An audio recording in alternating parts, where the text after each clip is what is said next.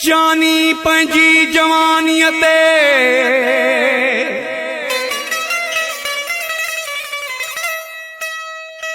एडो चङो नथी बावरो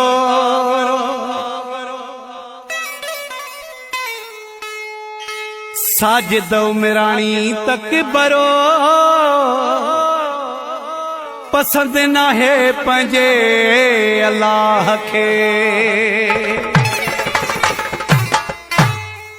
पिरी बिन दिलन में न पैदा बना करे पिरी बिन दिलन में न पैदा बना कर अनाखे फना कर अनाखे फना करे त सब कुछ सही आ अनाखे फना करे त सब कुछ सही आ पिरी बिन दिलन में न पैदा बना करे पिरी बिन दिलन में न पैदा बना कर अनाखे फना कर अनाखे फना करे त सब कुछ सही आ अनाखे फना करे त सब कुछ सही आ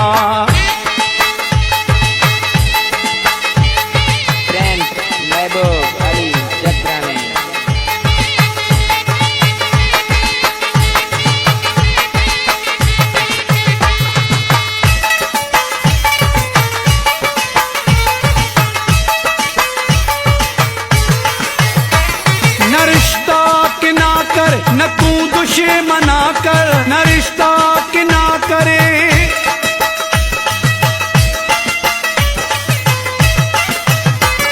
न रिश्ता कि ना कर न तू दुश्मना कर अनाखे फना कर अनाखे फना कर त सब कुछ सही आ अनाखे फना करे त सब कुछ सही आ पिरी बिन दिलन में न पैदा बना करे पिरी बिन दिलन में न पैदा बना कर अनाखे फना कर अनाखे फना करे त सब कुछ सही आ अनाखे फना करे त सब कुछ सही आ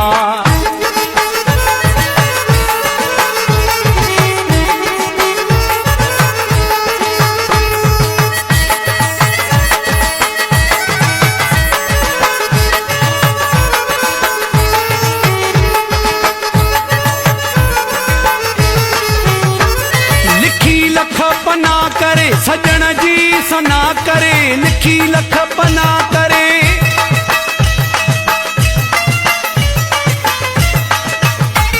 लिखी लख पना कर सजन जी सना करे लिखी लख पना कर सजन जी सना कर अनाखे फना कर अनाखे फना करे त सब कुछ सही आ अनाखे फना करे त सब कुछ सही आ पिरी बिन दिलन में न पैदा बना करे पिरी बिन दिलन में न पैदा बना कर अनाखे फना कर अनाखे फना करे त सब कुछ सही आ अनाखे फना करे त सब कुछ सही आ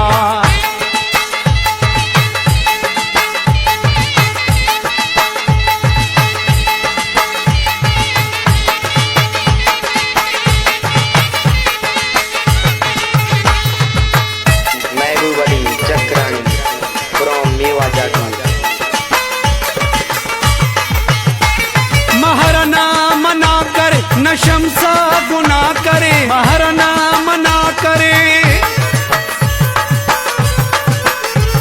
महरना मना करे न शमसा गुना करे महरना मना करे न शमसा गुना करे अनाखे फना कर अनाखे फना करे त सब कुछ सही आ अनाखे फना करे त सब कुछ सही आ पिरी बिन दिलन में न पैदा बना करे पिरी बिन दिलन में न पैदा बना कर अनाखे फना कर अनाखे फना करे त सब कुछ सही आ अनाखे फना कर त सब कुछ सही आ